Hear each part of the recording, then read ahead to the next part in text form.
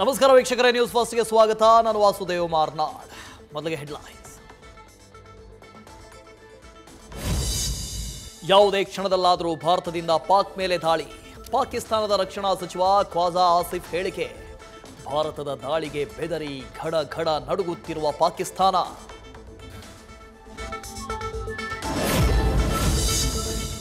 ಸಾರ್ವಜನಿಕರ ರಕ್ಷಣಾ ಡ್ರಿಲ್. ಪೂರ್ವಾಭ್ಯಾಸ ಆಯೋಜನೆಗೆ ಕೇಂದ್ರ ನಿರ್ಧಾರ. ನಾಳೆ 244 ವರ್ಗೀಕೃತ ನಾಗರಿಕ ರಕ್ಷಣಾ ಜಿಲ್ಲೆಗಳಲ್ಲಿ ಮಾಕ್ ಡ್ರಿಲ್ ಆಯೋಜನೆ.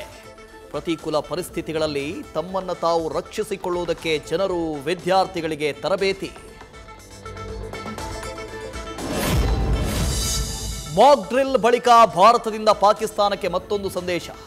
ಡಿಆರ್ಡಿಒ ಮತ್ತು ನೌಕಾಸೇನೆಯಿಂದ ಯಶಸ್ವಿ ಎಂಐಜಿಎಂ ಪರೀಕ್ಷೆ. ಕಡಲಾಳದಲ್ಲೇ ಶತ್ರು ಹಡಗು, ಸಬ್ಮರೀನ್ ಪತ್ತೆ ಹಚ್ಚಿ ಹೊಡೆದುರುಳಿಸುವ ಬೇಟೆಗಾರ ಕೆಲವೇ ದಿನಗಳಲ್ಲಿ ನೌಕಾಸೇನೆಗೆ ಸೇರ್ಪಡೆ. 1971ರ ನಂತರ ಇದೇ ಮೊದಲ ಬಾರಿಗೆ ದೇಶದಲ್ಲಿ ರಕ್ಷಣಾ ಮಾಕ್ ಡ್ರಿಲ್. ಅಂದಿನ ಭಾರತ ಪಾಕ್ ನಡುವೆ ಯುದ್ಧದ ಬಳಿಕ ಈವರೆಗೂ ನಡೆದಿರಲಿಲ್ಲ ಕವಾಯತು. ಭಾರತದ ಪ್ರತೀಕಾರ, ಪಾಕ್ ಪ್ರತಿದಾಳಿ ಸಾಧ್ಯತೆ ಹಿನ್ನೆಲೆ ಈಗ ಮುನ್ನೆಚ್ಚರಿಕೆ. ಇಂದು ಪ್ರಧಾನಿ ನರೇಂದ್ರ ಮೋದಿ, ಅಜಿತ್ ದೋವಲ್ ಸಭೆ. ನಿನ್ನೆ ಸಭೆಯ ಬಳಿಕ ಮಾಕ್ ಡ್ರಿಲ್ ಆದೇಶ. ಹೀಗಾಗಿ ಕುತೂಹಲ ಕೆರಳಿಸಿದ ಮಹತ್ವದ ಚರ್ಚೆ. ಪಿಒಕೆಯಲ್ಲಿ ಉಗ್ರರ ನೆಲೆಗಳಿವೆ ಅಂತ ಭಾರತದ ಆರೋಪ. ರಾಷ್ಟ್ರೀಯ ಮಾಧ್ಯಮಗಳನ್ನು ಕರೆದುಕೊಂಡು ಭೇಟಿ ಕೊಟ್ಟ ಪಾಕ್ ಸಚಿವ ಅತಾವುಲ್ ತರಾರ್. ಮಾಧ್ಯಮದವರನ್ನ ಕರೆದೊಯ್ದು ಹೈಡ್ರಾಮಾ. ವಿಶ್ವಮಟ್ಟದಲ್ಲಿ ಹಲವು ದೇಶಗಳಿಂದ ವಿರೋಧ.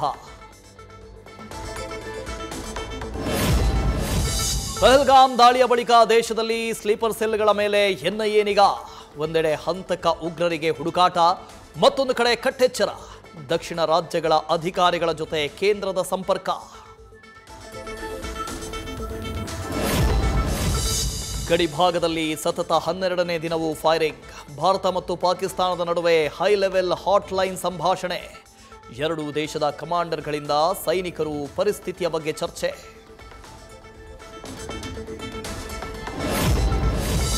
ಭಾರತದ ರಿವರ್ ಸ್ಟ್ರೋಕ್ಗೆ ಬೆಚ್ಚಿ ಬಿದ್ದ ಪಾಕಿಸ್ತಾನ. ಚಿನಾಬ್ ಜೇಲಂ ನದಿ ನೀರು ಬಂದ್ ಹಿನ್ನೆಲೆ ಭತ್ತ ಬೆಳೆಯದಂತೆ ರೈತರಿಗೆ ಆದೇಶ. ಪಾಕ್ನ ಪಂಜಾಬ್ ಮತ್ತು ಸಿಂಧ್ ಪ್ರಾಂತ್ಯದ ರೈತರಿಗೆ ಸುತ್ತೋಲೆ.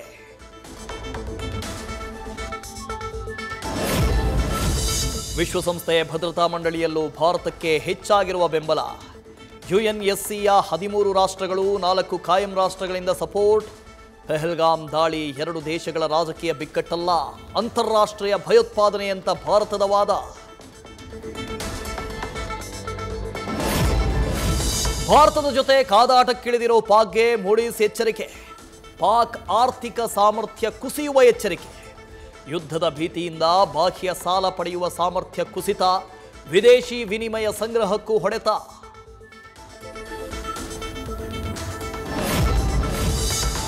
ಪಾಕ್ನಿಂದ ಬಂದಿರೋ 22 ಮಹಿಳೆಯರಿಗೆ 95ಕ್ಕೂ ಹೆಚ್ಚು ಮಕ್ಕಳು. ಯುಪಿಯ ಮೊರಾದಾಬಾದ್ನ ಪಾಕ್ ಮಹಿಳೆಯ ಕುಟುಂಬದಲ್ಲಿ 500ಕ್ಕೂ ಹೆಚ್ಚು ಜನ ವಾಸ. ಅಕ್ರಮವಾಗಿ ಭಾರತದ ಆಧಾರ್, ಎಲೆಕ್ಷನ್ ಐಡಿ ಕಾರ್ಡ್ಗಳು ಪಡೆದಿರೋದು ಪತ್ತೆ. ಪಹಲ್ಗಾಮ್ ಘಟನೆಯ ಬಳಿಕ ಸೀಮಾ ಹೈದರ್ಗೂ ಬೆದರಿಕೆ ಕರೆ. ಸೀಮಾ ಹೈದರ್ ಫೋಟೋ ಹಿಡಿದು ಗ್ರೇಟರ್ ನೋಯ್ಡಾದ ಗ್ರಾಮಕ್ಕೆ ಬಂದ ಯುವಕ.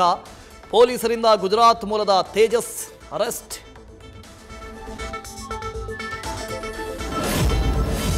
ಕಂಟ್ರೋಲ್ ಸಿಗದೆ ಬೆಸ್ಕಾಂ ಕಂಬಕ್ಕೆ ಗುದ್ದಿದ ಕಾರು. ಅತಿ ವೇಗದಿಂದ ಆದ ಆಕ್ಸಿಡೆಂಟ್ನ ದೃಶ್ಯ ಸಿಸಿಟಿವಿಯಲ್ಲಿ ಸೆರೆ. ಬಾಣಸವಾಡಿ ಸಂಚಾರಿ ಠಾಣಾ ವ್ಯಾಪ್ತಿಯಲ್ಲಿ ಘಟನೆ. ಗಾಯಾಳು ಕಾರು ಚಾಲಕನಿಗೆ ಆಸ್ಪತ್ರೆಯಲ್ಲಿ ಚಿಕಿತ್ಸೆ. ನಮ್ಮ ಓಟ್ನಿಂದ ಗೆದ್ದು ಸಿಎಂ ಆಗಿದೆಯಾ? ಸರಿಯಾದ ಸಮಯಕ್ಕೆ ಸಂಬಳ ಹಾಕೋದಕ್ಕೆ ಯೋಗ್ಯತೆ ಇಲ್ಲ. ಸಿಎಂ ಸಿದ್ದರಾಮಯ್ಯಗೆ ಅವಾಚ್ಯ ಶಬ್ದಗಳಿಂದ ನಿಂದನೆ. ಪೊಲೀಸ್ ಅಧಿಕಾರಿಗೆ ಬೈದ ವಿಡಿಯೋ ಹಾಕಿ ಮೈಸೂರು ವ್ಯಕ್ತಿಯ ಆವಾಸ್. ಅಕ್ರಮ ಗಣಿಗಾರಿಕೆ ಕೇಸ್ನಲ್ಲಿ ಜನಾರ್ದನ್ ರೆಡ್ಡಿಗಿಂದು ಮಹತ್ವದ ದಿನ. ಒಎಂಸಿ ಅಕ್ರಮ ಮೈನಿಂಗ್ ಕೇಸ್ನಲ್ಲಿಂದು ಸಿಬಿಐ ಕೋರ್ಟ್ನಿಂದ ತೀರ್ಪು. ರೆಡ್ಡಿಗೆ ರಿಲೀಫಾ ಅಥವಾ ಜೈಲಾ ಅನ್ನೋ ಚರ್ಚೆ ಜೋರು.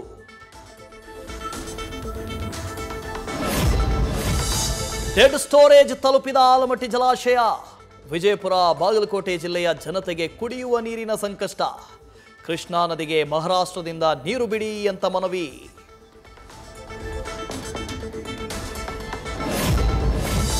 ಇಸ್ರೇಲ್ ಮೇಲೆ ಹೌತಿ ಉಗ್ರರ ಕ್ಷಿಪಣಿ ದಾಳಿಗೆ ಇಸ್ರೇಲ್ನಿಂದ ಪ್ರತೀಕಾರ. ಯೆಮನ್ನ ಹೊಳೆದ ಬಂದರಿನ ಮೇಲೆ ದಾಳಿ. ದೊಡ್ಡ ಪ್ರಮಾಣದಲ್ಲಿ ಹಾನಿ ಸಂಭವಿಸಿದ ಮಾಹಿತಿ.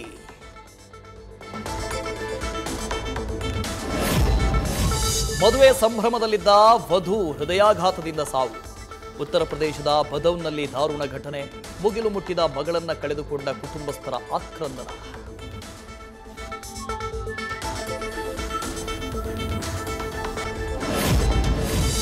ಶೂಟಿಂಗ್ ಸೆಟ್ನಲ್ಲೇ ಇಂಡುವಾಳ ಸಚ್ಚಿದಾನಂದ ಹುಟ್ಟುಹಬ್ಬ ಆಚರಣೆ. ಕೇಕ್ ಕಟಿಂಗ್ ಮೂಲಕ ದರ್ಶನ್ ಕೊಟ್ರ ಸಂದೇಶ. ಸುಮಲತಾ ಅಂಬರೀಶ್ ಜೊತೆ ಮತ್ತಷ್ಟು ಹಳಸಿದೆಯಾ ಸಂಬಂಧ?